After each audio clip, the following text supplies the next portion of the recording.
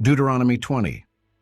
When you go to war against your enemies and see horses and chariots and an army greater than yours, do not be afraid of them, because the Lord your God, who brought you up out of Egypt, will be with you. When you are about to go into battle, the priest shall come forward and address the army. He shall say, "Hear, Israel, today you are going into battle against your enemies.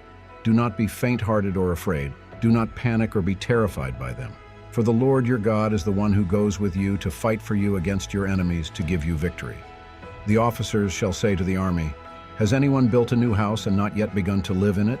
Let him go home, or he may die in battle, and someone else may begin to live in it. Has anyone planted a vineyard and not begun to enjoy it? Let him go home, or he may die in battle and someone else enjoy it.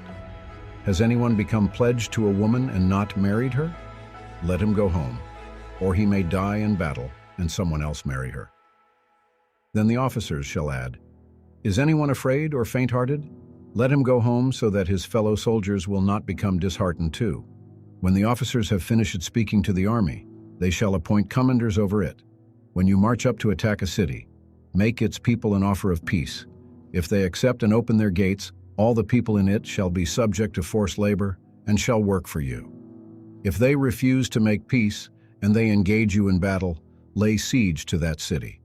When the Lord your God delivers it into your hand, put to the sword all the men in it.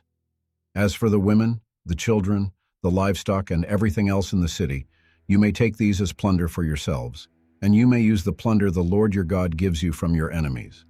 This is how you are to treat all the cities that are at a distance from you and do not belong to the nations nearby. However, in the cities of the nations the Lord your God is giving you as an inheritance, do not leave alive anything that breathes.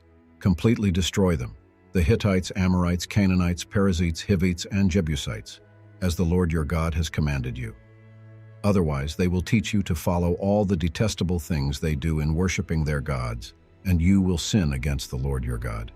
When you lay siege to a city for a long time, fighting against it to capture it, do not destroy its trees by putting an axe to them, because you can eat their fruit. Do not cut them down. Are the trees people, that you should besiege them? However, you may cut down trees that you know are not fruit trees, and use them to build siege works until the city at war with you falls.